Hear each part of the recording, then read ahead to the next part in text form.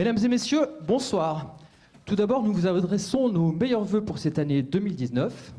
Et après ce masque de Zorro un petit peu endiablé, nous vous proposons Astérix et Obélix contre César.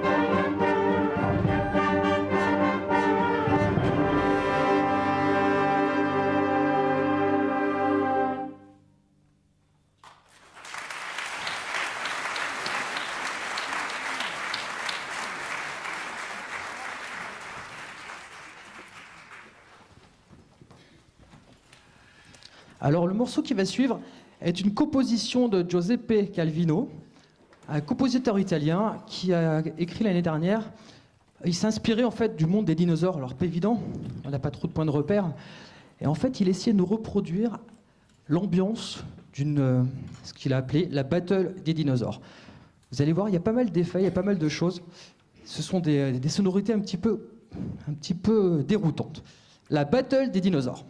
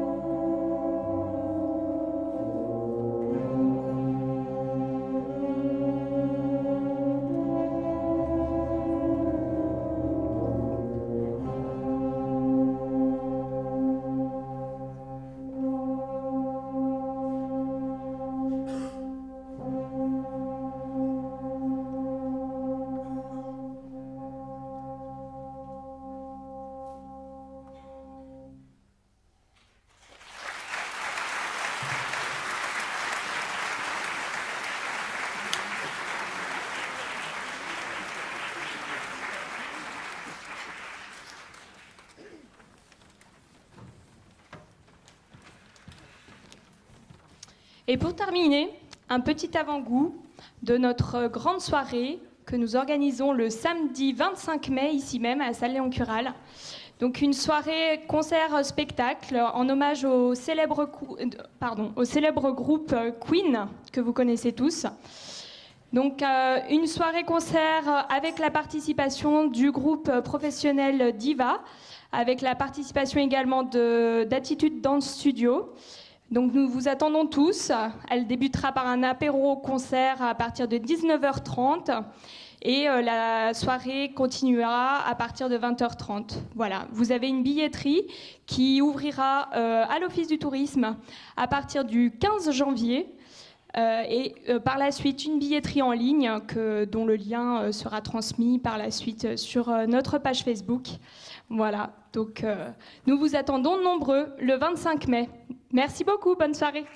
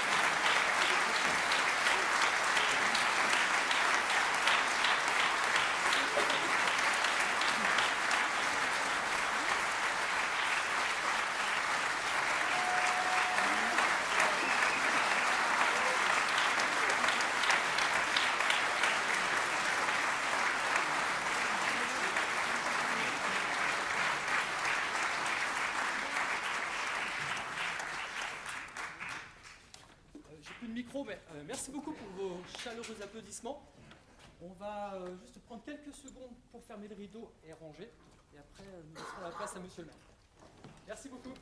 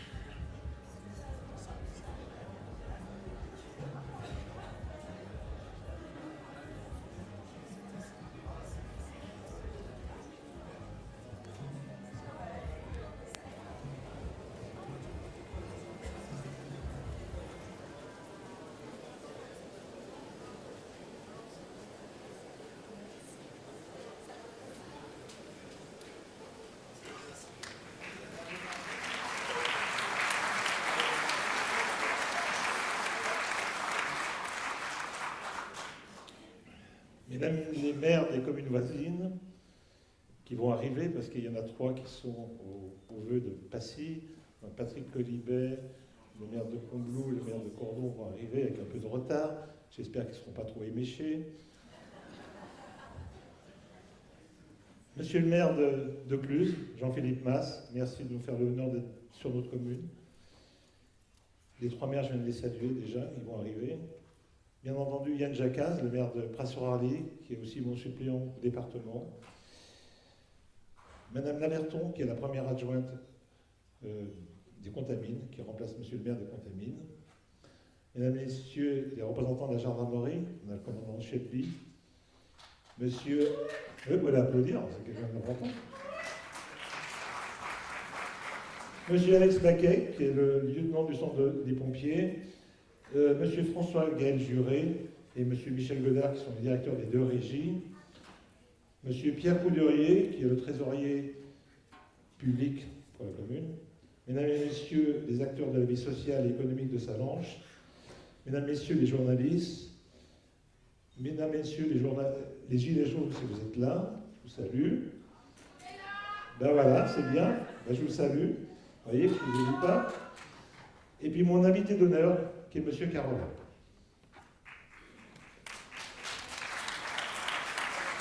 Bien, on m'a dit de ne pas être trop court, trop long. Non, pas trop court, trop long. Du contraire. Donc, vous allez voir les élus. Voilà. Ça, c'est des gens qui travaillent tous les jours pour vous. Il ne faut jamais l'oublier. Ils sont en réunion souvent tard le soir. Ils essaient d'avancer pour la société que vous représentez tous. Et Dieu sait s'ils y mettent du cœur à l'ouvrage et que tout le monde essaie de se mettre en osmose pour que ça avance correctement. Ne pas oublier.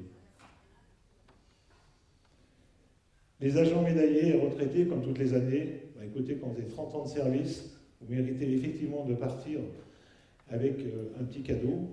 Et ben c'est une belle soirée qui se passe avec tous les employés de la commune. Merci à tous nos bénévoles. On ne dit jamais assez merci aux bénévoles, qu'ils soient dans le sport, qu'ils soient les ambassadeurs pour cette salle, qu'ils soient l'espace qui est l'espace de jeunesse, le CCS qui est en photo aussi. Je pense que le monde associatif reste un tissu fort pour une ville.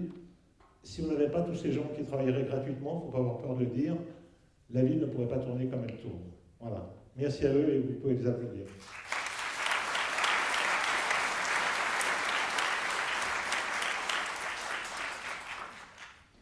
Bien, on ne peut pas avancer sans financement.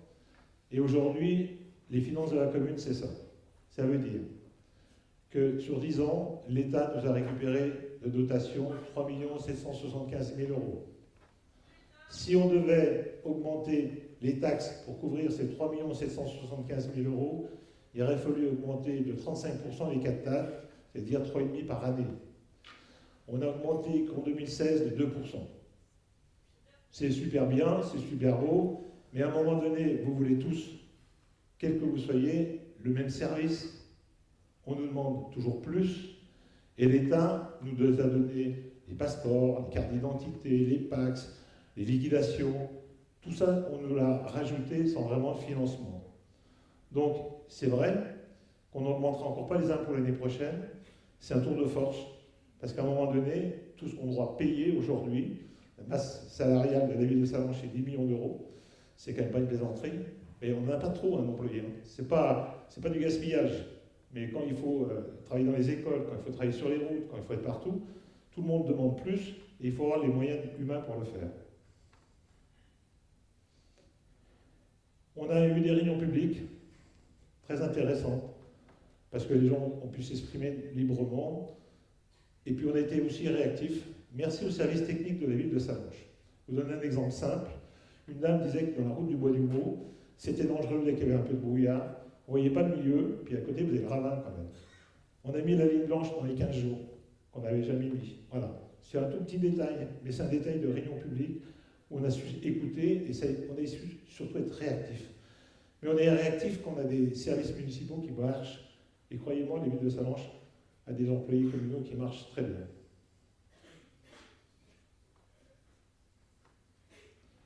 La sécurité. la pose de clôture à Jules Ferry et à Vouillot, à l'espace animation, c'était un minimum. Vous avez vu le coût, 42 000 €.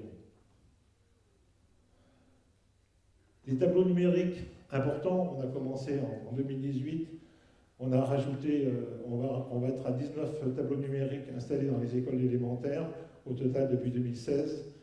Mais écoutez, avant on avait un bureau, on avait un crayon, on avait un papier, maintenant c'est tout numérique. Et chez Yann Jacquaz, où j'ai été à l'inauguration de sa médiathèque et de son école, on a vu une démonstration fort probante dans toutes les classes des tableaux numériques, où les enfants aujourd'hui sont 10 fois plus rapides que nous.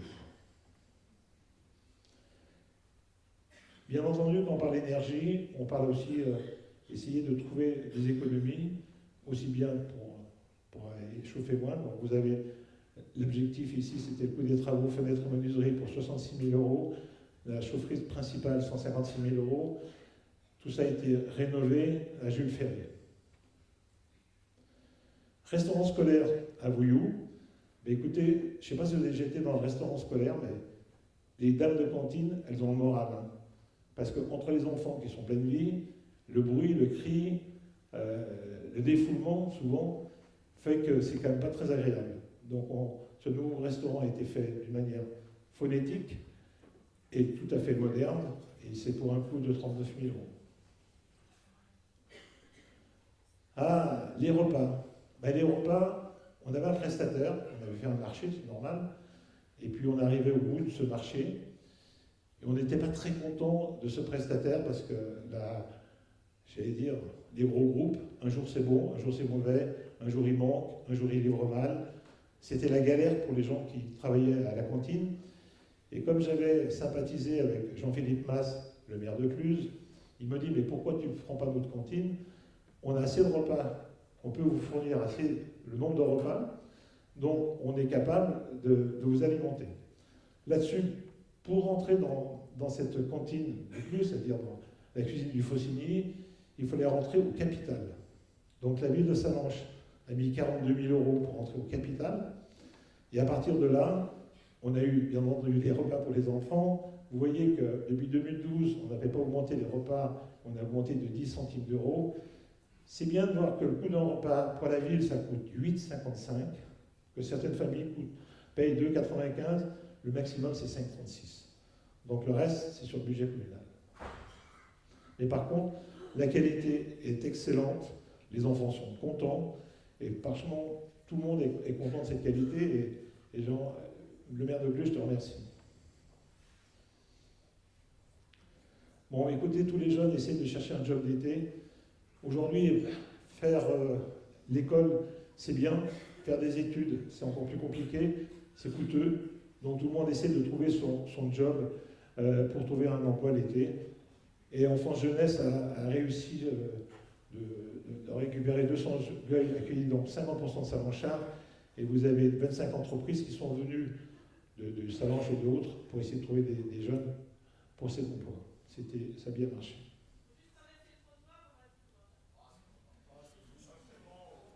Bon, moi je vous respecte, respectez-moi s'il vous plaît. Merci. La médiathèque. Écoutez, que vous dire, les médiathèques, c'était Waterloo de la France. On devait l'inaugurer en 2013, on l'a inauguré en 2017. Peu importe, on a réussi de l'ouvrir. Je m'étais engagé au vœu ici que si dans le premier trimestre on ne l'ouvrait pas, je ne resterai pas à la mairie. Ça a fini de faire avancer les choses, mais bon, c'était temps. Regardez les statistiques de la médiathèque. 3200 abonnés, 80% de Salanchard. 3000 prêts de semaine, 96% par automate. 1500 personnes ont assisté aux animations qui sont dans les salles annexes. Ça, c'est la photo de l'inauguration. Et du coup, je vois mon épouse qui se retourne vers Bernard Accoyer.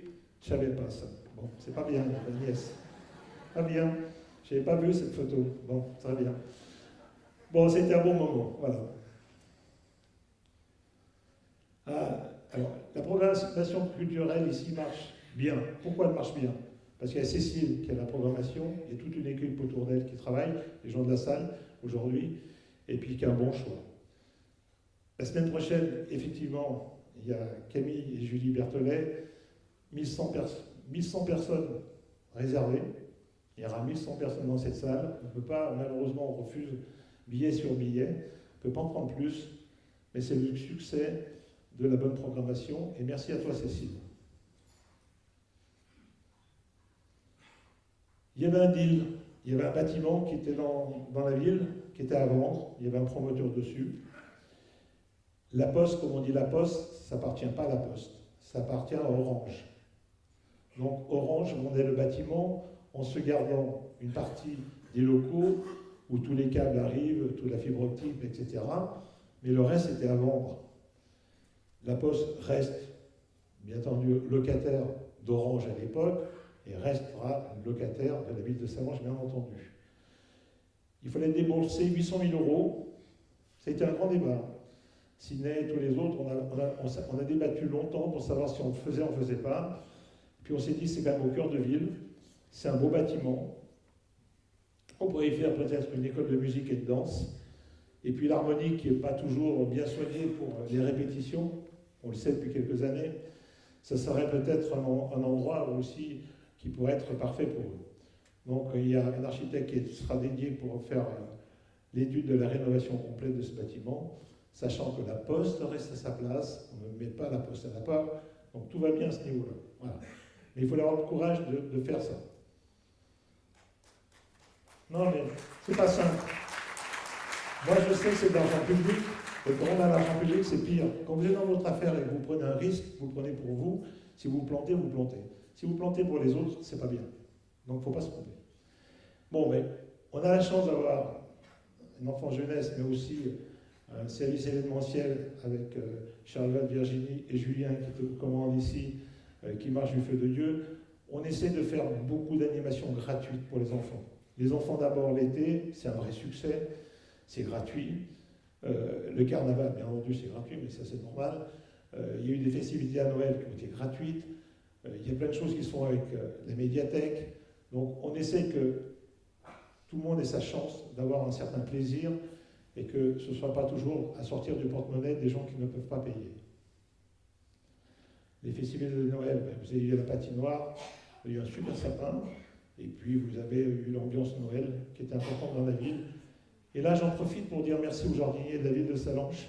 C'est eux qui font l'embellissement, à José, qui s'occupe de l'éclairage. Il y a un travail énorme de fait. On voyait les enfants sur la place Charles-Albert en train de se prendre en photo avec les enfants. C'est magnifique. Et puis, il y a un moment de magie. C'est Noël, c'est magique. Et cette lumière fait qu'on espère voir le bonheur plus tard de la même chose dans ses yeux des enfants. Première participation de la ville. Alors, il y a longtemps qu'on voulait le faire. Moi, je vous disais, on le fera quand la médiathèque sera ouverte, parce que j'en avais tellement marre que cette médiathèque ne s'ouvrait pas, je ne prenais pas le risque. Le but, c'était de dire au Salon Charles, vous pouvez venir visiter l'hôtel de ville, les serres, le centre technique, la médiathèque, la salle Léon Cural, ici, visiter les loges, etc. En toute simplicité, et faire voir un petit peu vos impôts, où ils vont, à quoi ils servent. Donc, ça a bien marché, c'est la première année, on va continuer.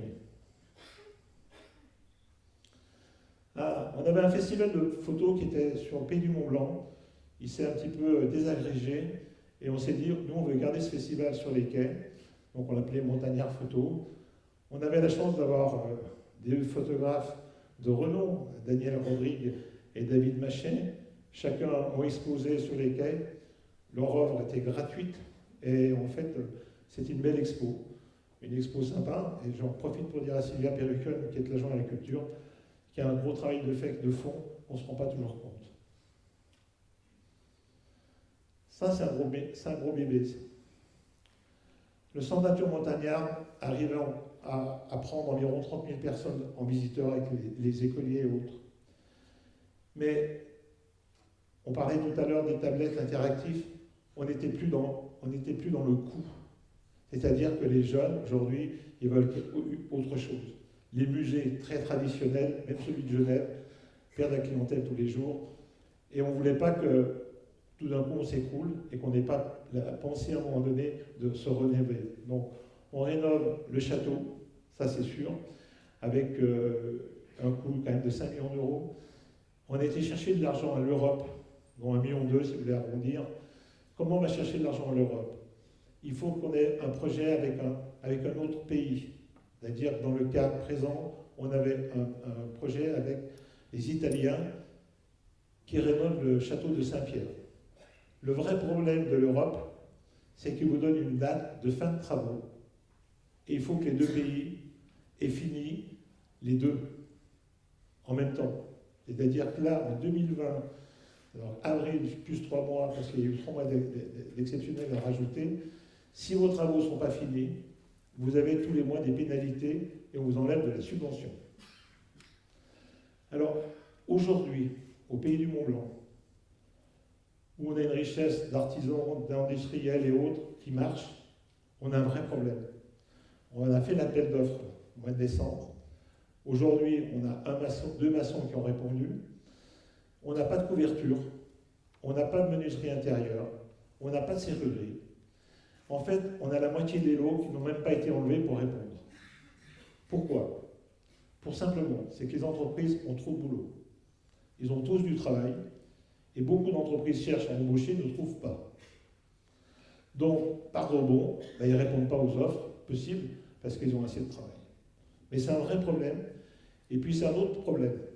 C'est qu'il y a des gens qui disent, je réponds, je fous 20% de plus. Si je suis tout seul, ils seront peut-être bien obligés de me prendre. Il y a 20 ou 30% de plus, mais là j'irai. Voilà. Donc c'est un coût économique qui devient compliqué à gérer entre l'appel d'offres, l'estimation et la fin des travaux. Et là, toutes les communes du coin sont concernées de la même chose. Et on a la communauté commune, on a un appel d'offres pour la piscine et de gymnase. C'est pareil, on n'a pas la moitié des offres. Et ceux qui nous ont répondu sont à 30 ou 40% de plus que l'estimation. Comment vous voulez faire? Je ne sais pas. Alors rien faire, c'est plus facile, mais ce n'est pas notre but. Donc ce centre d'études montagnardes, aujourd'hui aussi, il y a, je ne sais pas si on a la dernière. Vas-y. Voilà. Vous pouvez donner de l'argent, c'est bien. Si vous donnez 100 €, vous récupérez 66. C'est-à-dire qu'on vous donne un bon d'impôt à hauteur de 66%. C'est la restauration des châteaux Rubin. On a lancé cette souscription publique, un petit peu comme vous voyez sur la télévision actuellement, avec la Fondation du patrimoine. C'est la Fondation du patrimoine qui gère. Si vous voulez 10 €, il vous faut un bon de réduction d'impôt de 66%.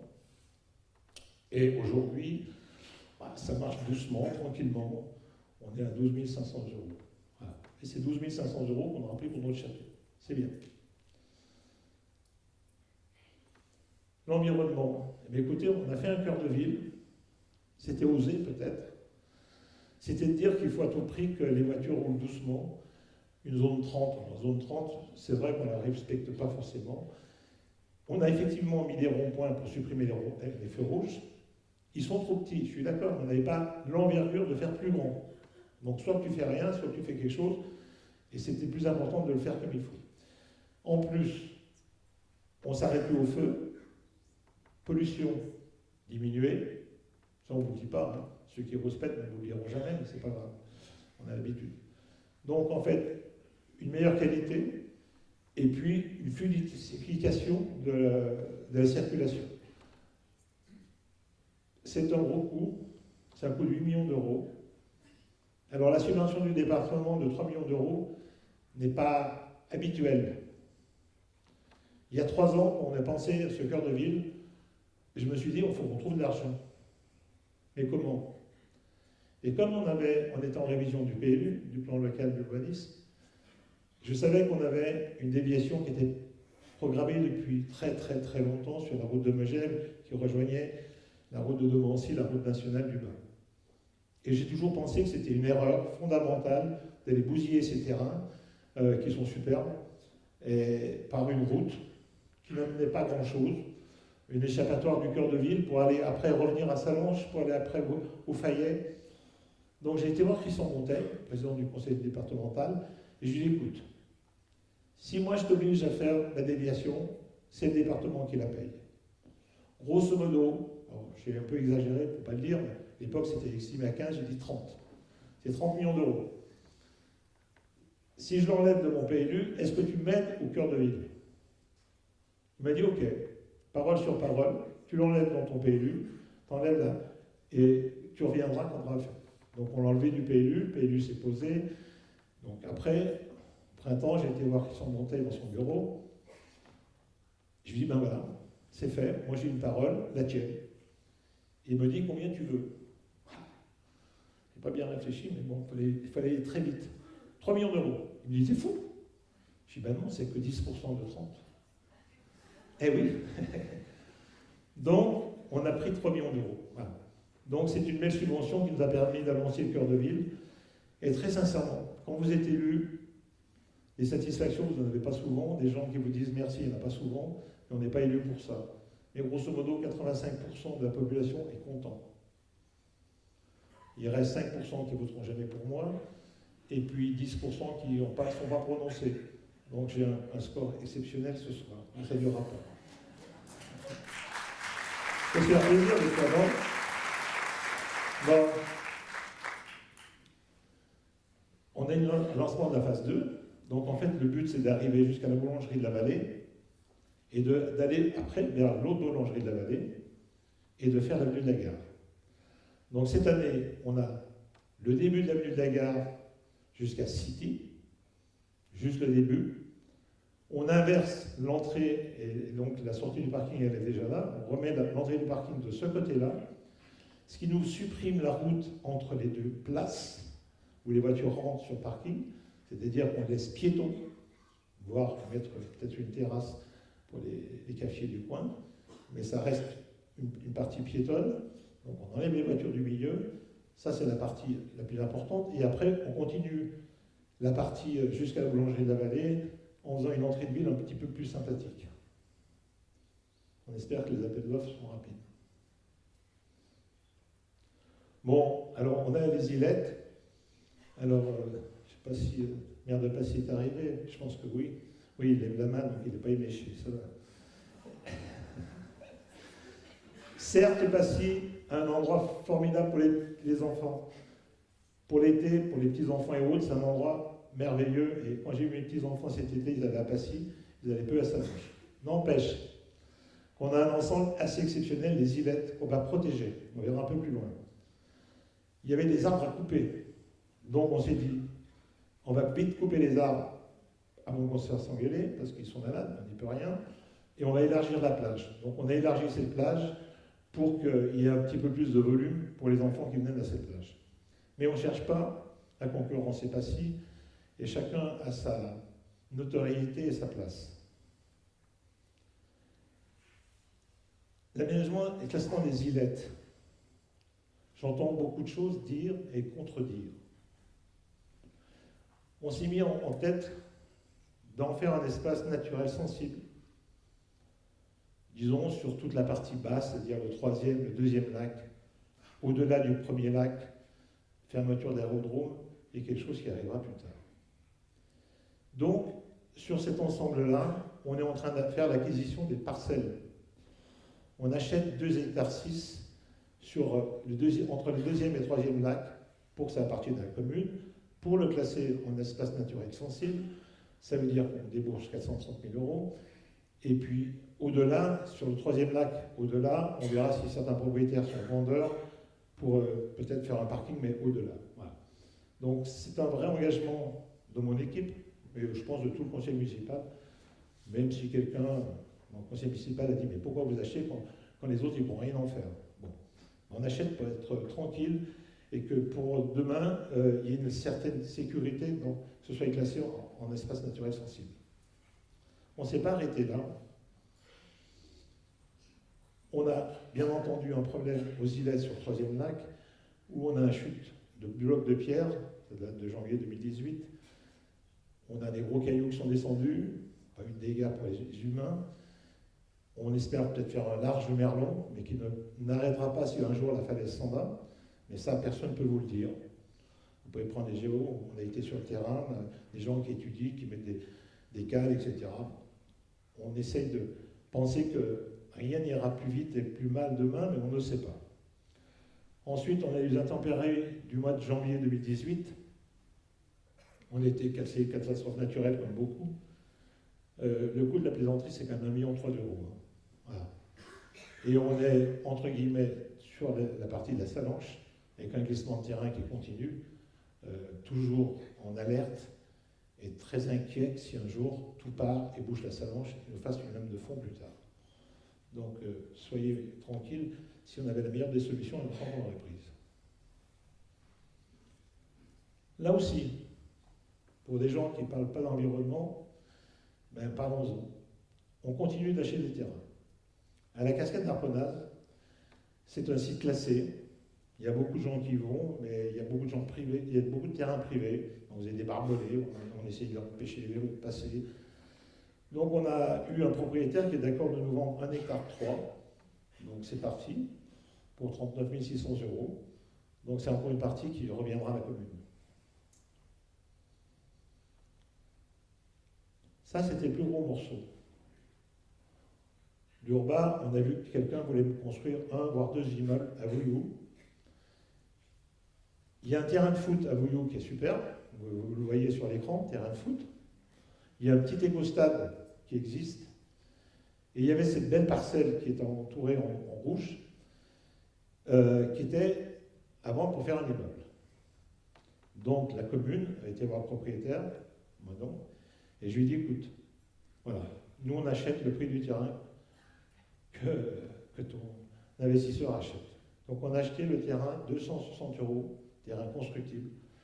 Pour faire quoi? Pour faire un espace vert pour les jeux d'enfants, et voire adultes, pour qu'ils fassent la liaison entre le terrain de foot et dans ce quartier de Vouillou, qui est quand même un quartier qui est très animé, il y a beaucoup de gens, etc. Et puis même la ville, c'était pour demain avoir, ne pas dire on aurait dû y penser, il fallait le faire, même si ça coûte de l'argent. Voilà. Donc très sincèrement, on l'a acheté, c'est fait, c'est signé depuis juste avant le 31 décembre.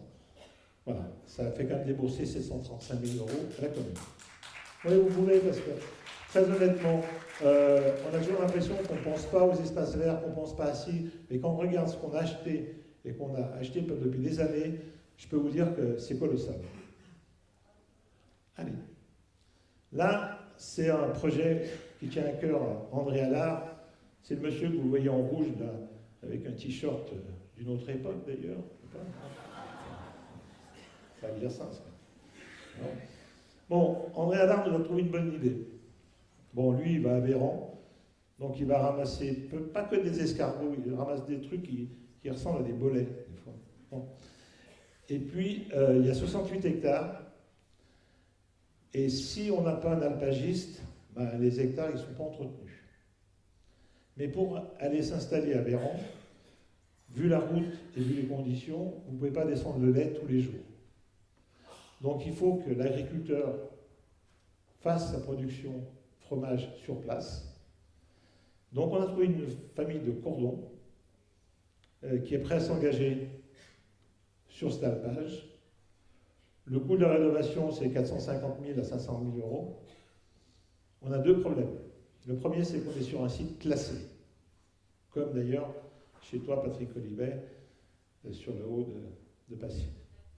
Ce qui veut dire qu'avant qu'on fasse quelque chose, il faut que ça passe au comité des sites, etc. Ils se réunissent tous les 6 mois. Tout le monde est d'accord. C'est un beau projet. On n'a pas le droit d'agrandir les bâtiments, mais on peut les surélever. Donc il y a une étude de fait pour que le laboratoire se fasse et que tout se fasse dans l'existant, pas augmenter les murs. Quand le projet sera fini, j'espère que l'État nous aidera. Parce que l'alpagiste, il ne va pas attendre 10 ans. C'est-à-dire que si on n'est pas fichu de le faire cette année pour que l'alpagiste monte l'année prochaine, je pense qu'il ira peut-être voir ailleurs. Donc quand on a cette opportunité, c'est des gens qui s'engagent et qui sont jeunes en plus dans l'agriculture, il faut leur donner cette chance, mais aussi il faut donner cette chance à nous. Parce que cette chance, c'est pour nous. Parce que l'entretien de l'alpage, c'est hyper important. Donc je pense qu'on y arrivera. Et merci à toi, André, de nous avoir mis sur ce coup anodin. Hein ? Oui, oui, oui. L'idée qui sait compter, et un menuisier, ça a toujours su compter, il dit la subvention. Oui. Le département devrait nous aider à 60% de la somme. Voilà. Sur les espaces naturels sensibles, il y a une grosse aide du département. Donc celle-là, on l'aura. Ça, c'est aussi un autre projet qui fait un peu débat par moment. Une centrale hydroélectrique sur la Salanche. C'est pouvoir produire notre propre électricité qui pourrait couvrir 2500 personnes. Ça fait 4 ans que la régie électrique travaille dessus. Thierry Sermet, adjoint, il travaille avec Gazuré. C'est compliqué. Vous voyez que l'économie de CO2 n'est pas anodine non plus. Le coût, c'est 7,3 millions.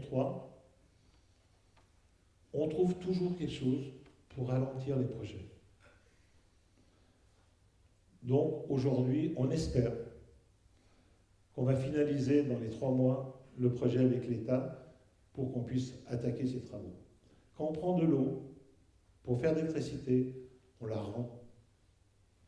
On ne la prend pas, elle ne disparaît pas, elle revient dans le cours d'eau. Voilà. Les bandes cyclables, c'est hyper important. Des fois, c'est dangereux d'ailleurs, d'avoir qu'une bande cyclable comme ça. J'en conviens. On a un projet important. Depuis qu'on est arrivé, on a fait quand même 16 km de bande cyclable.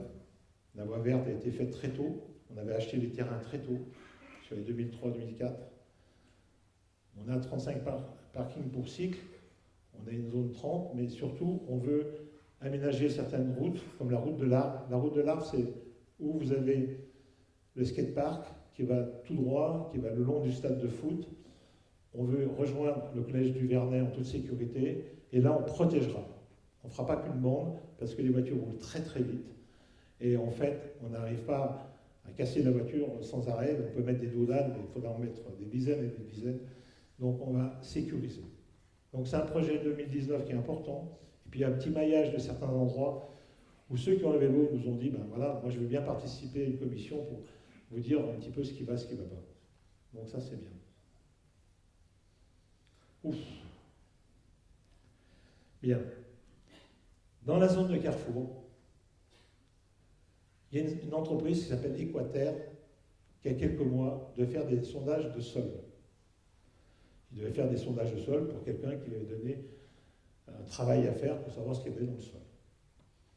Dans la nuit, tous leurs véhicules ont été massacrés comme ça. Tous leurs véhicules. Ils ont même été coulés du goudron dedans. D'accord? Cabine du camion morte. Pelleteuse morte. Alors c'est vrai, ça n'a pas fait beaucoup de bruit d'ailleurs. Hein. Ça fait moins de bruit que les gens qui ont des pancartes. Mais par contre, c'est inadmissible. On peut être contre ou pour, mais la détérioration de ça, c'est inadmissible. Et puis, aujourd'hui, il y a eu beaucoup d'affichages mis n'importe où, n'importe comment. On se fout de la mairie, mais c'est pas grave. Mais on se fout aussi du bien public. Alors, je devrais avoir ici, si je l'ai ou je ne l'ai pas. Je ne l'ai peut-être pas. Je ne l'ai peut-être pas, donc je ne sais pas. Pétition. Il n'y en a pas? Non, c'est pas là. Bon, il y a une pétition qui existe. Et dans la pétition, voilà. Il y a une partie de la pétition, on vous dit ça. Nous avons bonne mémoire. Nous n'avons pas oublié votre peur de la population lors du pic de pollution de l'hiver 2016-2017, notamment avec la présence de CRS contre des pères et des mères de famille demandant simplement une action réelle en faveur d'une air pur. N'espérez donc pas que la neige et la saison touristique fassent oublier la zone humide, bien au contraire. Alors ça, c'est des enfoirés. Premièrement, j'ai jamais eu peur.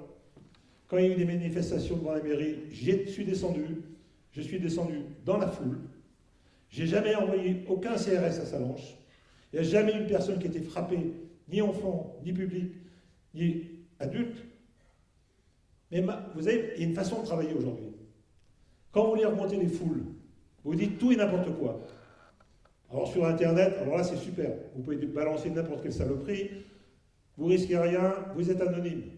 Et ces gens-là, ils sont anonymes. Il y a une pétition, ça ne représente même pas 5% de la population de Sallanches. Ce sont des gens de l'extérieur qui ne respectent rien. Moi, je suis élu démocratiquement. Je suis là pour faire respecter la loi. Quand j'ai un permis de construire qui a été délivré par la loi, je le fais respecter. Et en plus, quand on a fait notre PLU, la zone derrière, on a déclassé 7 hectares de zones constructibles qui ne seront plus constructibles. Est-ce qu'on en parle? Non. Par contre, la zone humide, c'est quoi? L'implantation, si elle se fait, c'est encore pas sûr. C'est 2 hectares. Sur 2 hectares, vous avez 1890 mètres carrés de zone humide. C'est la zone humide qui est vers le rond-point qui devrait se faire pour faire la route. Il y a une loi qui est date depuis 2001. Quand vous touchez une zone humide, quelle qu'elle soit, petite, moyenne ou grande, vous devez la compenser à 200%. Donc 1890 mètres carrés compensés à 200%, et bien on l'a compensé à 246%, c'est qu'on a mis 4700 mètres carrés en face. Et on ose faire croire aux gens qu'on est des imbéciles, qu'on ne respecte rien. C'est eux qui ne respectent rien. C'est eux les imbéciles.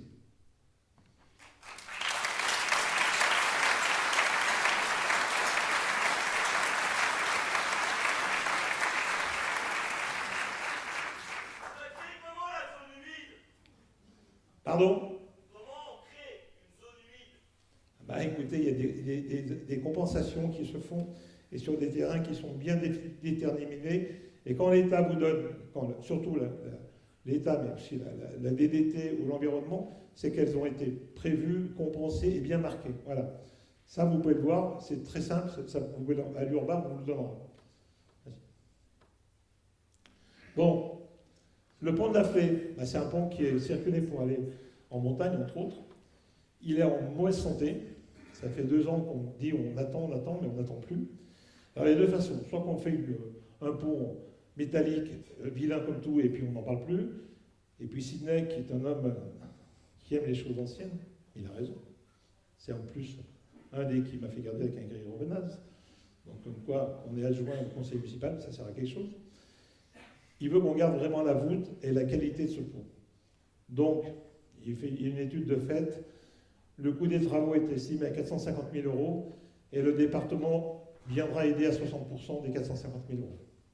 Mais par contre, c'est un pont qui monte à cœur et autres, avec du débardage et autres. Il ne peut plus soutenir tout ce qu'on lui demande. Et comme les gens qui débardent souvent ne nous demandent pas l'autorisation, quand ils descendent, ils ne s'occupent pas si le pont va s'écrouler ou pas. Les champignons, là-haut? Il y a des champignons. Moins qu'à... Allez. Sport et loisirs. Bon, on a une soirée qui est super sympa. Donc j'excuse Franck Dubief ce soir d'ailleurs, qui est malade, qui est l'adjoint au sport. C'est toutes les associations qui mettent à l'honneur un dirigeant ou un gars de leur club qui a été dans l'année ou depuis des années à mettre à l'honneur. Donc il y a 28 associations sportives à Sallanches. Là c'est l'équipe d'Alain qui est sur scène, Tardivet, karaté.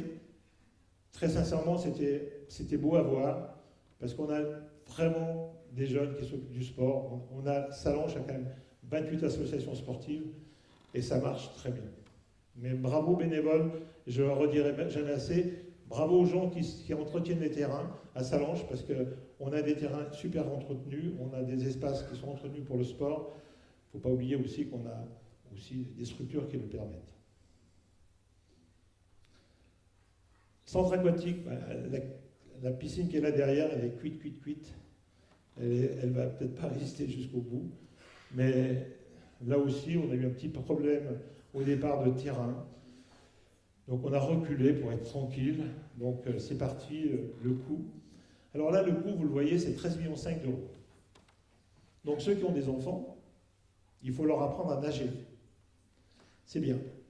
Le département paye savoir nager, savoir skier. Mais comme vous ne pouvez pas nager dans une baignoire, il vous faut une piscine. Par contre, quand vous faites une piscine qui sert quand même à toute une collectivité, on ne vous aide pas du tout. La seule subvention qu'on a qui est là-dessus, comme on fait de la géothermie, on a la possibilité de faire de la géothermie pour l'eau, etc., pour le chauffage, on a obtenu 87 000 euros et 224 000 euros d'aide de l'ANEM et de la région. Donc faites un prorata, 300 000 euros sur 13,5 millions, c'est pas beaucoup. Mais il faut y aller quand même. Vouillou, bah écoutez, on avait un gymnase qui sert aux écoles, qui sert aussi au sport, il y a le basket aussi qu'il y avait. Il était cuit de chez cuit, et en fait, plus d'isolation, pas possible de continuer dans ce monde. Donc on a décidé de le rénover. Alors là aussi, ça coûte 1,3 million d'euros. On a demandé une subvention, Ségolène Royal, 350 000 euros de fonds de financement pour la transition énergétique. C'est bien. Mais, si vous voulez toucher les 350 000 euros, vous ne devez pas toucher à la structure. C'est-à-dire que si vous avez décidé qu'il fallait mettre 2 mètres derrière les cages de hand pour gagner un peu d'espace pour le gymnase, si vous reculez votre gymnase de 2 mètres, vous n'êtes plus dans la transition énergétique parce que vous avez changé la structure. Donc c'est aussi stupide que ça. C'est-à-dire qu'on a tout démonté, on a gardé juste l'armature métallique qu'il faut même refaire à des endroits, et on a refait complètement un gymnase, bien entendu, phonétiquement, isolé, etc. Mais ça, c'est l'administration française. Et je peux vous dire que des moments, vous avez du mal à comprendre. Par contre, il va être inauguré bientôt. Oui, c'est bon. Bon, le rugby, c'est un sport qui marche. Belle école de rugby. On l'a aussi avec Jean-Philippe Masse. C'est un sport qu'on a en commun avec Luz. Il y a 350 gamins à l'école de rugby. On avait eu une vieille tribune à une époque. On avait fait démonter pour sécurité. Il était normal qu'on remette un petit peu à jour une tribune digne du stade de rugby. Venez voir un match de rugby. Il y a entre 300, 400, 450 personnes autour du stade. Franchement, il y a une ambiance. Si vous buvez un coup, ça profite au club. Donc évitez et buvez un coup. Mais c'est vraiment un beau sport. On a un sport qu'on avait un petit peu, pas mal traité, mais un petit peu pas mis en avant. Et avec Franck Dubief et l'équipe, on s'est dit, il est temps de faire un terrain de basket d'extérieur de qualité. Il y en a qui jouent au basket, ça se voit. On a des tennis. Ces tennis-là, ils sont morts. Et on avait fait des tennis en terre battue. On a un tennis couvert avec un squash. Donc en fait, là, on s'est dit, on a un terrain pour faire un terrain de basket extérieur. Donc avec l'association de Salanches, on va mettre ça en place et ils auront un bon terrain de basket extérieur. Le tourisme. Écoutez, on parle tous de pollution, on parle tous d'amélioration de la santé, ça nous touche tous. On souhaite les vœux, on essaie de souhaiter la santé en premier, ce qui est normal. Et on s'est dit, on va faire le test d'une navette touristique estivale l'été. On avait un coût, 48 000 euros pour 2 mois. On avait une prestation de Borini qui nous a fait beaucoup d'efforts pour nous aider au départ, c'est vrai. Merci à l'entreprise Borini. Le coup a marché, mais surtout on a été chercher un peu d'argent et on a été voir les 2 régies, la régie de l'eau de Michel Godard, la régie électrique de Jean-François Huchevret. Ils ont compris qu'ils pouvaient nous aider sur ce beau projet. Ça correspondait aussi à une qualité de vie de la ville de Salanches. Donc elle a bien marché, elle a fait 5 521 passagers. Alors vous me direz, mais pourquoi vous ne la faites pas toute l'année? Peut-être qu'un jour ça viendra. Mais aujourd'hui, le gros parcours de l'été, c'était les Ilettes, l'hôpital, le centre-ville. Et puis une navette, vous ne l'attendez pas plus de 10 minutes. Donc la première année, on avait fait une navette, on était monté jusqu'à Burgier, échec. Les gens n'attendent pas une demi-heure, 3/4 d'heure, une navette, il faut que ça tourne. Donc on a essayé d'améliorer les choses, et aujourd'hui ça a bien marché. Donc je remercie les 2 directeurs de régie qui viennent de s'engager ce soir à donner un peu plus d'argent pour l'année prochaine pour que ça dure un peu plus longtemps. Merci à vous 2. Je vais vous applaudir. Bravo. C'est plus que de la solidarité. Allez, la santé. Écoutez, nos aînés, on les respecte, on les aime. Ils ont fait la richesse de Sallanches. Ils ont fait la richesse de certains commerçants. Ils ont fait la richesse du monde du bénévolat. Et on leur propose en fin d'année un choix. Soit qu'ils viennent faire un repas ici dansant, soit qu'ils reçoivent un colis. Donc, 400 convives sont venus à Salon-Cural manger et danser, et 900 ont reçu un colis. Merci à vous, de l'équipe municipale, d'avoir été là pour donner les colis, parce que c'était un gros travail.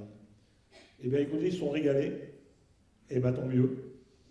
Ils ne sont pas plus obèses qu'avant, parce qu'on peut manger beaucoup, parce que comme on a mangé ça, c'est pas énorme quand même, mais c'était super. Voilà. Mais je pense qu'on le doit à nos aînés, et merci à eux d'être reconnaissants, de nous dire merci, mais aussi de savoir qu'on ne les oublie pas. Ça, c'est hyper important. Je suis le président des hôpitaux du Mont-Blanc.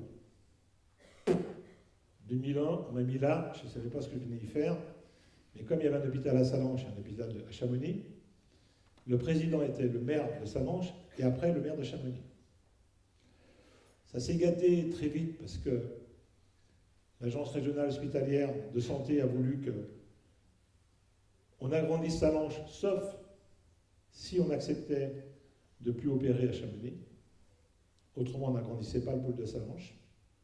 Donc Michel Charlet, qui était un très bon maire, m'a dit en aparté, vous ne le répéterez pas, Georges, il faut le faire, parce que demain, si on n'a pas un centre hospitalier fort dans le bas de la vallée, on se fera manger. Et pourtant, lui, il avait un hôpital neuf, construit avec, entre autres par Balladur. Il avait, Chamonix, c'était pas n'importe quoi. Et il avait compris que ça ne pouvait pas marcher. Pourquoi? Parce qu'à Chamonix, aujourd'hui, M. Richard, le directeur de l'hôpital qui est présent, sait très bien qu'on y vient pendant les périodes de scolaire, par les périodes de vacances. On a un service d'urgence qui après dispatche. On a nos urgentistes de Sallanches qui montent. C'est compliqué parce qu'il faut trouver aussi le personnel. Et qu'est-ce qui faisait la différence? Pourquoi on voulait fermer Cham et pour garder Sallanches? Parce que le bloc opératoire de Chamonix, il tournait, allez, 3 mois dans l'hiver, 3 mois dans l'été, ou si vous voulez 4 et 4 comme vous voulez, mais et après ils n'avaient rien à faire. Donc si on voulait monter un bloc opératoire, voire 2 plus à Sallanches, il fallait que les gens travaillent toute l'année, et il fallait aussi que la stratégie marche. C'était difficile à comprendre. C'était difficile à admettre. Mais aujourd'hui, si vous avez un centre hospitalier à Sallanches qui marche, c'est aussi grâce à ça.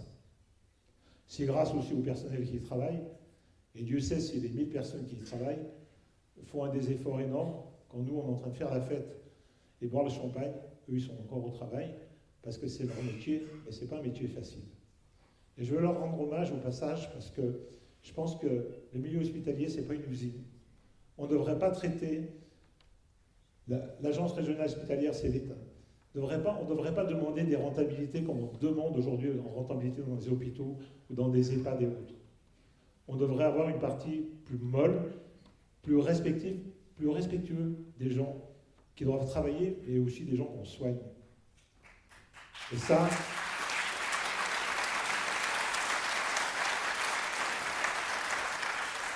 on était avec Patrick Colibet, le sous-préfet, et Eric Hervé tout à l'heure a donné les diplômes à l'hôpital de Sallanches parce qu'il y a eu la formation des aides-soignantes, et on a donné les diplômes. Très honnêtement, il faudra beaucoup plus de gens demain pour soigner tous nos anciens, moi le premier, qui vieillit fortement. On n'aura pas forcément les moyens et trouver les humains qui le font. Donc il faut arrêter de décourager les gens en leur mettant des salaires de misère. Prenez quelqu'un de l'ADMR qui pendant 10 ans, 8 ans n'a pas changé son salaire. Comment voulez-vous qu'elle ne cherche pas à faire un autre boulot? Donc à un moment donné, la santé, c'est aussi le respect de celui qui travaille pour qu'il respecte celui qui soigne. Revenons. Donc, tout ça pour vous dire qu'il y a 10 ans, non, il faut que tu reviennes, là, après ça. Il y a 10 ans, Pracoutan, centre de cancérologie du plateau d'Assy, n'était plus en fonction de dire on va pouvoir continuer à travailler dans ces conditions-là.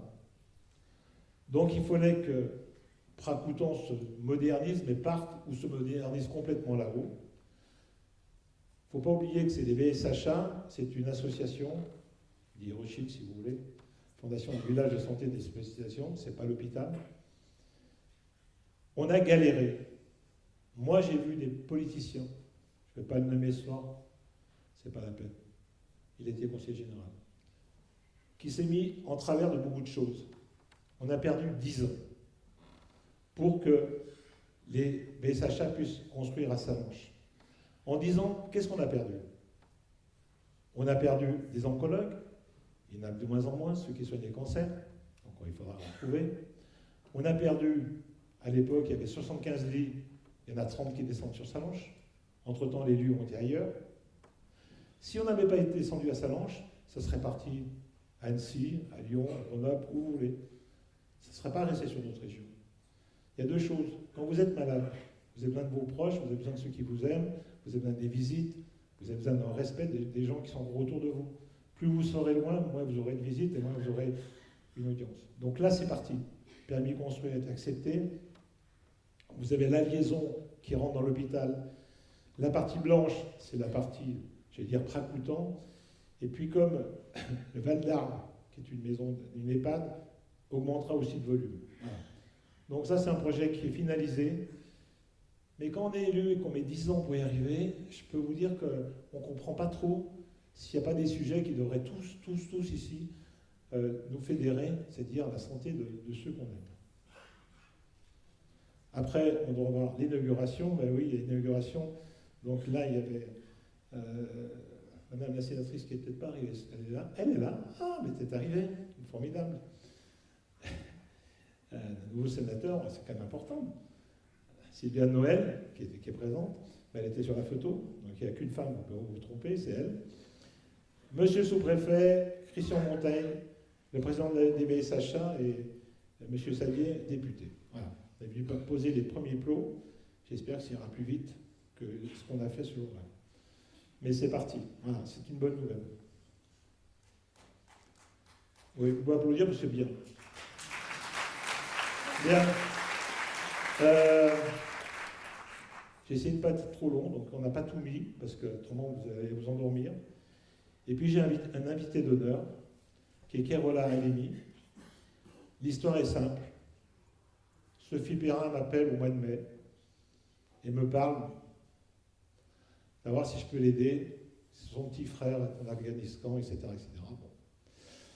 Je lui dis, il n'y a pas beaucoup de chance de faire venir quelqu'un d'autre sur le territoire français, qu'on a déjà du mal à garder ceux qui y arrivent. Et puis, j'ai rencontré ce garçon ce soir, pour la première fois. Mais ce garçon, il a écrit un bouquin, et je vais vous lire la préface du bouquin. Kérola, pourquoi as-tu accepté de témoigner de ton histoire et d'entrer dans le projet d'écriture de ton carnet d'exil avec les élèves du bac pro Aquaculture ces fois-ci?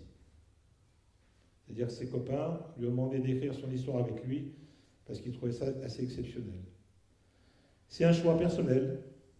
Au départ, je ne pensais pas témoigner, car c'est difficile de partager son histoire.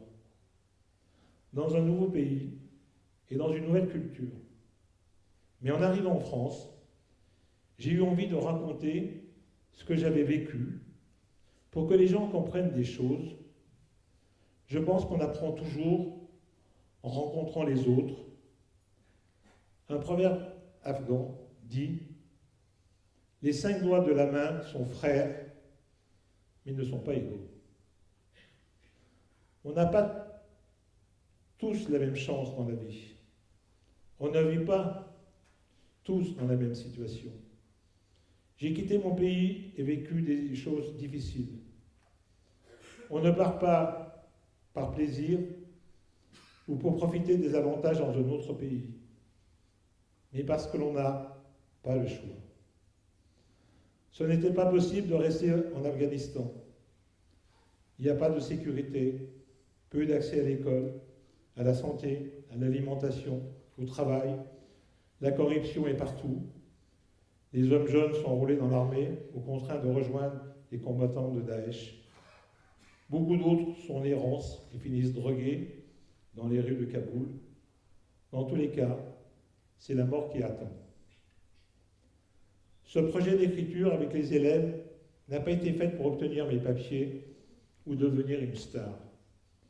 En répondant aux journalistes, je voulais juste témoigner pour que d'autres comprennent la chance qu'ils ont de pouvoir circuler librement, avoir accès à des soins, pouvoir aller à l'école, pouvoir travailler. Eh bien, viens, Carola, viens avec nous d'expliquer un petit peu ton histoire.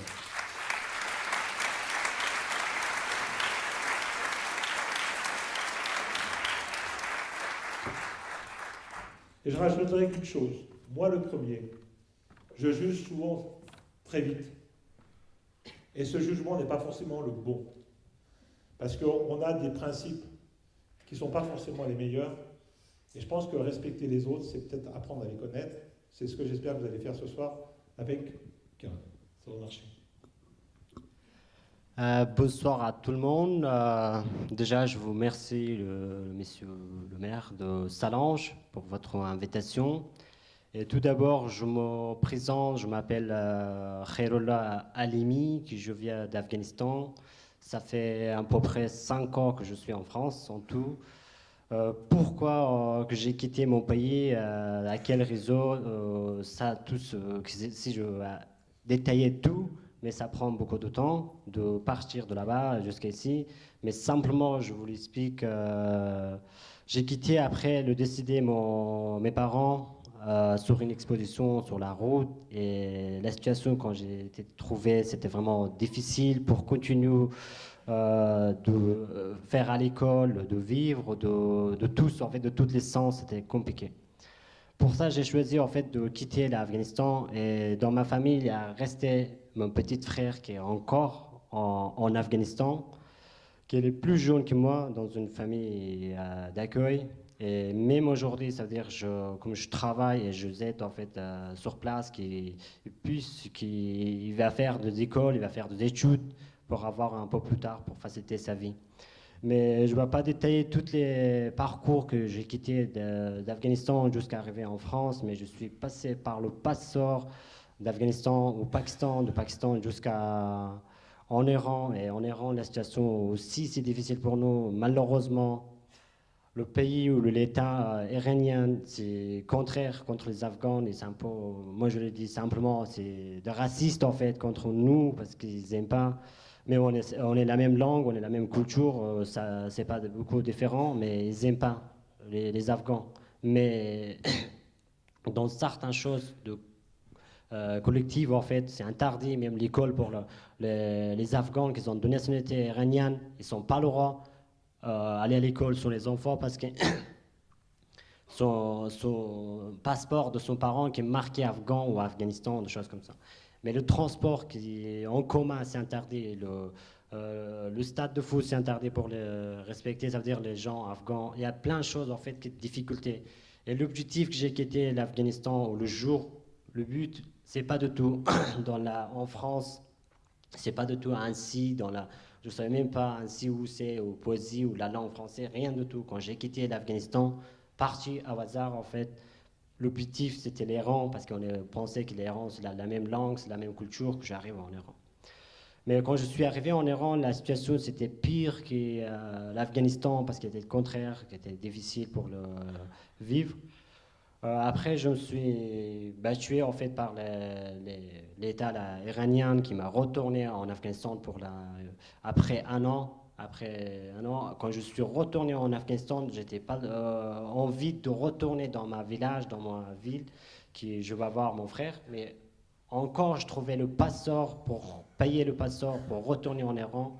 La deuxième fois quand je suis arrivé en Iran, c'est la même chose. Même les sociétés iraniennes, c'était compliqué contre nous, contre tous les Afghans. Je gardais un peu, je trouvais des messages par les autres, comment je peux faire de sortir de cette situation.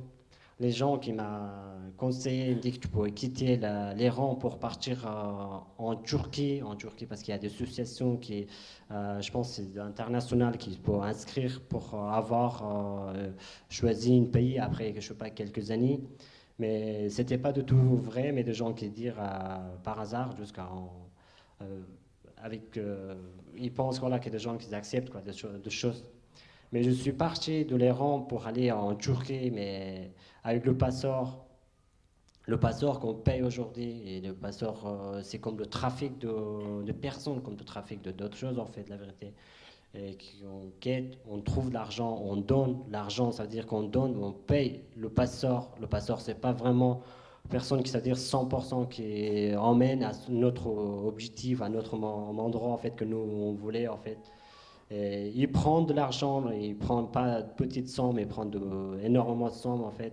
Après, un jour, si on ne trouve pas de tout l'argent perdu, il y a ça arrivait pour plusieurs personnes que ça, ils ont perdu son argent parce qu'ils donnent en fait le jour qu'ils demandent que l'argent posé dans une blancherie ou une boucherie ou n'importe un tabac, et ils donnent une code comme le code pour quand on arrive, on appelle sur un numéro, après l'argent, on les transfère pour le passeport. Mais le jour, si on n'arrive même pas à notre endroit, si on retourne, après on ne trouve pas de tout le blancherie, on ne trouve pas de personne, la même personne, l'argent, on perd. Et plusieurs personnes qui ont perdu son argent comme ça. Bon, simplement, je ne vais pas détailler tous parce que ça prend beaucoup de temps. Mais tout ce cours que je suis arrivé en France, en juillet 2013, je suis arrivé en France sans me dire bonjour, mais de ton de main au début, j'arrive pas même dire bonjour, mais le bonjour quand un rendez-vous avec les éducateurs, éducatrices, quand je vois dans la société française, quand il dit bonjour, moi dans ma tête, je pensais mais bonjour, qu'est-ce que ça veut dire, mais c'est quoi, mais bon, après quelques temps. J'en forçais pour apprendre la langue. Je dis, mais maintenant, tu es installé, tu es arrêté en France. Il faut que tu apprennes la langue. C'est très important pour faciliter ta vie. Et ça veut dire le foyer ou l'éducateur, l'éducatrice, c'est pas pour tout le temps avec moi. Ça veut dire c'est pas avec toi. Et il faut que tu vas faire un jour, il faut faire rouler ta vie seulement, quoi. Je suis allé au cours de français, j'étais dans un foyer mineur isolé étranger, j'étais accueilli par le conseil général ainsi. Je suis allé pour 3 mois pour le cours de français avec les autres étrangers qui viennent de différentes nationalités.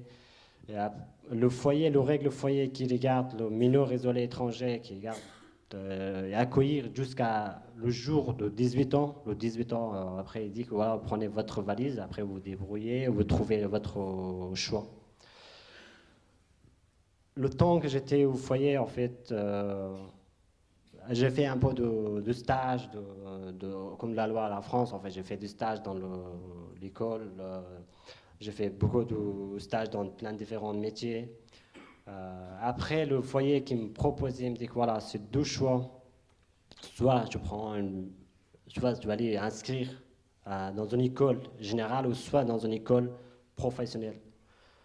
La situation, quand j'ai pensé, en fait, j'ai dit, mais le jour de 18 ans, parce que vous me demandez, prenez votre valise, vous sortir, vous trouver un toit pour dormir, mais c'est qui va derrière moi, qui va m'aider?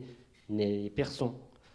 J'ai pensé que je vais faire le plus simple de côté, c'est-à-dire comme votre règle en fait, qui est l'apprentissage. J'ai choisi un apprentissage, mais pour trouver un patron aussi, j'étais vraiment galéré. Donc, pendant quelques mois, en fait, je trouvais un patron. Plus le patron, quand j'ai trouvé une fois, c'était difficile pour utiliser de travail, c'est-à-dire, parce que comme je suis un étranger, j'étais sans papier, sans rien du tout. J'étais dans un foyer, une petite attestation qui, voilà, c'est marqué, nous, on accueillir cette personne à 7 ans, à ce moment. Et le jour, quand le patron que j'ai trouvé de côté, la préfecture, il ne donne pas d'autorisation de travail, parce qu'il faut passer par l'ambassade d'Afghanistan à Paris, qu'on demande un passeport. On emmène le passeport à la préfecture il autorise le travail. Mais de côté, ça veut dire nous on quitte notre pays, l'Afghanistan, plus un pays, l'Afghanistan, je ne sais pas, parce que je sais, mais c'est Aujourd'hui, avec toutes les technologies, avec tous les réseaux sociaux, tout le monde sait qu'est-ce qui se passe là-bas, comment ça circule là-bas, l'État ou le gouvernement. Mais pour moi aujourd'hui, j'ai 20 ans et je sais bien c'est comment de gens qui vivent. Mais si je suis triste, je fais mal, en fait, je mal le cœur parce que pour la société afghane. Et jusqu'à aujourd'hui, ça fait quelques années, c'est la guerre d'autres choses, mais l'État, c'est un peu l'État, c'est tous, en vrai, c'est tous de gens qui font du business. Et pour les citoyens afghans ou le peuple afghan, ils ont fait rien de tout, en fait, aujourd'hui. Et à chaque année, ils jouent, ça veut dire un peu, ils volent, après ils vendent, des choses comme ça, en fait, que pour nous, ça circule, quoi. De côté, ça veut dire que je quittais l'Afghanistan sans passeport, sans rien. Et si l'État il me demandait, que l'État, la France, il me demande qu'il va avoir à votre ambassade à Paris, demande un passeport, on met le passeport, on te donne autorisation de travail en fait. Mais je n'étais pas le choix, je suis allé à l'ambassade d'Afghanistan à Paris, j'ai demandé le passeport pour avoir une autorisation de travail. L'apprentissage, ça a commencé en novembre 2014. Mais quand je suis arrivé, mais c'était difficile. Bon, après, ça va, j'arrive à dire bonjour, bah, ça va, comment ça va, c'est tout. L'apprentissage que j'ai trouvé dans une école, lycée agriculture de Poisy, c'est à côté d'Annecy. C'est une école privée, c'est une école catholique en fait. Autour de moi, à quelques jours, quand je suis rentré, j'ai commencé mon formation. La formation, c'était à la MEFER à Franklin, sur une maison familiale à Franklin. Et le côté, ça veut dire le côté employeur, c'était dans une école, lycée agriculture de Poisy. Autour de moi, il y a quelques jours, il y a des profs et des formateurs qui me demandaient tu viens d'où, tu es arrivé comment, maintenant tu vis où. J'ai expliqué en fait un petit peu mon parcours. Quelques jours plus tard, une prof qui m'a demandé qu'il faut venir, et tu peux venir dans une classe devant les élèves, tu expliques ou tu racontes ton histoire pour les élèves, parce que nous, nos élèves, quand on explique l'histoire de l'États-Unis, l'histoire de l'Afrique ou l'histoire de tous les pays, que c'est un peu de difficulté, ils ne savent pas, ils ne sachent pas parce qu'ils n'écoutent pas. Tu peux venir parce qu'ils sont tous à ton âge. Et au tout début, en fait, je n'étais pas accepté, c'est une histoire personnelle. Aujourd'hui, il y a des centaines de migrants qui viennent de différentes nationalités. Après, il y a certains qui sont différents parce qu'ils viennent de problèmes de la guerre, il y a certains qui viennent de problèmes économiques. Il y a plein de choses, il y a plein de sens en fait. Et au tout début, je n'ai pas accepté. La deuxième fois, troisième fois, quand il demandait, il balançait sur mon patron de responsable de la maintenance au lycée, qui en forçait dessous, c'est-à-dire qu'il faut que tu passes dans une classe. Mais j'ai accepté.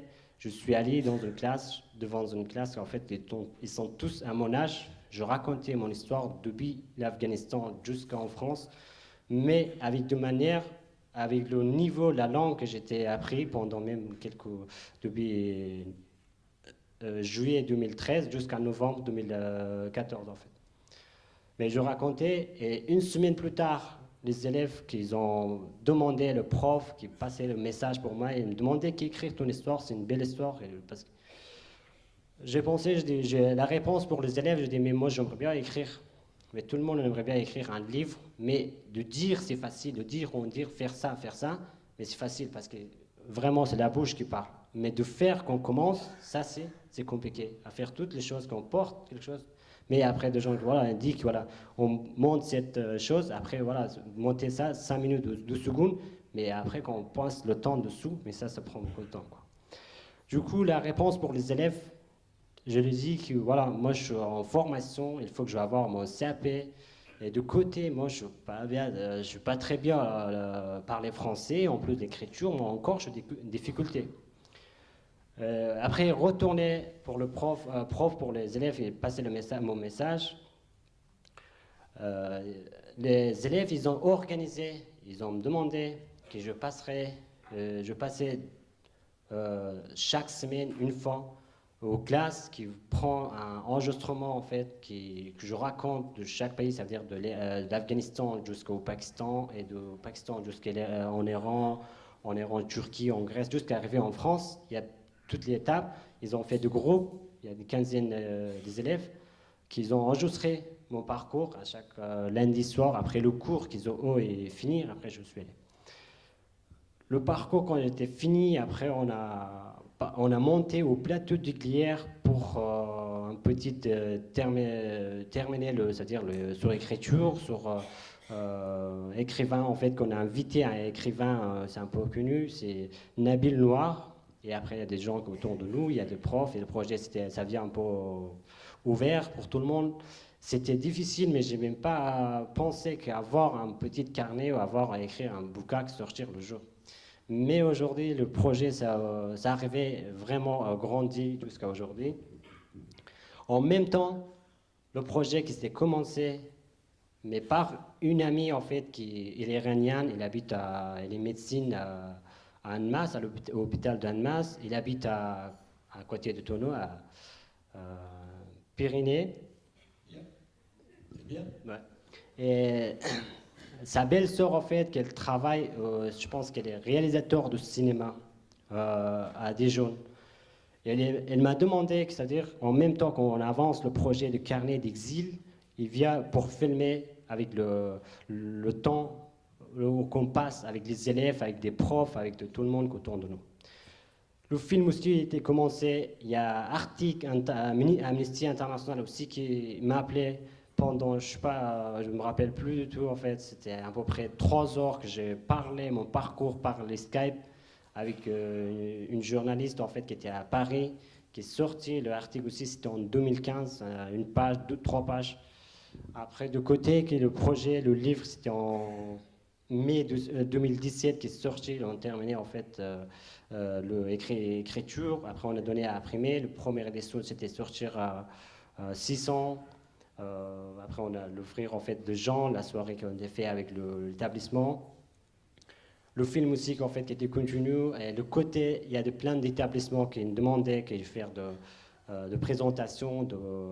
C'est vrai que c'est plus sur migration quand je parle, en fait, pour dire voilà, que voilà, on est venu pour faire quoi, pourquoi, de quel réseau qu'on quitte notre pays. Et il y a plusieurs choses en fait qui passaient, il y a plusieurs articles qui étaient passés, il y a article Amnesty International, il y a article Libération qui était venu de 3 pages qui écrire aussi mon parcours, il y a la France Info qui m'a invité, je suis monté à Paris, il y a France 3 aussi qui est venu et faire un reportage, le film qui était de documentaire, c'est le titre en fait sur le bouquin aussi, c'est on a beau tuer des hirondelles, c'était pareil le titre de film aussi. Et le film, ça durait de 52 minutes, qui était sorti sur la France 3 en novembre de l'année dernière. Là, ça fait quelques semaines, ça fait même pas une semaine, je dis l'année dernière. Mais qui passait en fait, c'était le 12 novembre qui était passé. Et voilà, on a avancé jusqu'à aujourd'hui, on a agrandi plusieurs choses.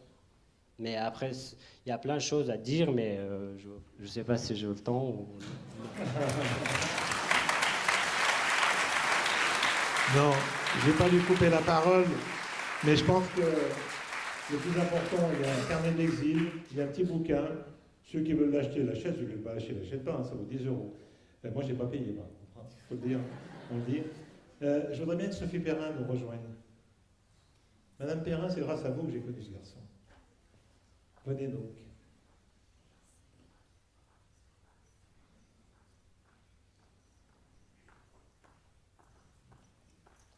Femme de cœur. Ouais. Il m'avait demandé de monter, c'est pour ça que je te laisse la parole, 2 secondes, pour dire 2 secondes, dis ce que tu veux. Dis que tu es contente. Oui, je remercie Georges d'avoir invité Kerola parce que c'est un combat de tous les jours pour Kerola. En fait, donc, il a quitté l'Afghanistan à l'âge de 11 ans. Il est arrivé en France 4 ans plus tard. Il était seul. Et son combat actuellement, c'est d'obtenir la nationalité française parce que son petit frère est toujours en Afghanistan. Et ils font partie d'une ethnie, les Hazaras, c'est ça ? Une ethnie qui est recherchée par les talibans ils veulent les décimer. Et Kerola a très peur que son petit frère se fasse tuer par les talibans ou enrôlé par son ethnie pour combattre les talibans. Voilà, donc en fait, notre combat, on est plusieurs, je ne suis pas la seule, heureusement. Le combat de Kerola, c'est d'obtenir très rapidement la nationalité française pour qu'il puisse se faire revenir son frère auprès de lui.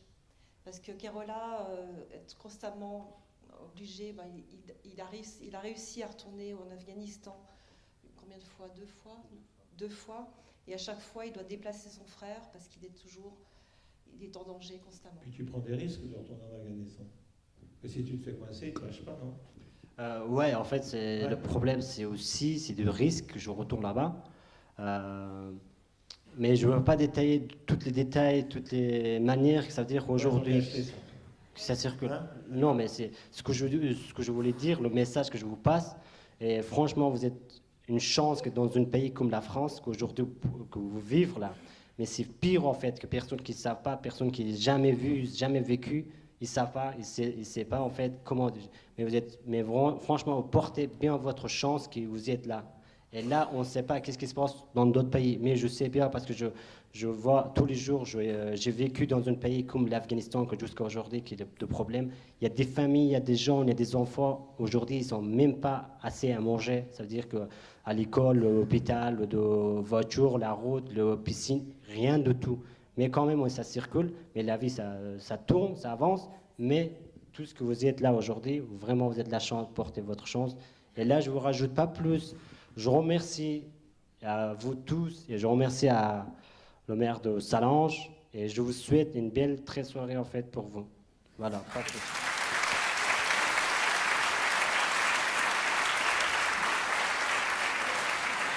Tiens, on va bien tous les deux. Vas-y, continue, vas-y. On fait pas de phoque là. Vas-y. Non, je vous encourage simplement à acheter le livre de Kerola parce que voilà, il est en grande difficulté financière, donc il aide son frère, il envoie de l'argent régulièrement pour aider son frère qui n'a rien du tout en Afghanistan. Voilà. Je vous remercie. Tiens. Voilà, c'est tout. C'était la vie. En tous les cas, merci à vous deux. Je pense que c'est une page de vie qu'on ne se rend pas compte et que c'était important. C'était mes voeux à moi, parce que j'avais pensé ça au mois de mai. Donc il n'y avait pas encore d'incident quelconque, il n'y avait pas encore de carton jaune, mais il y avait une histoire à raconter. Et je pense que c'était une belle histoire à vous raconter ce soir. Donc on vous souhaite tous de garder votre liberté, votre santé et le plaisir de vivre en famille. Bonne soirée à tous.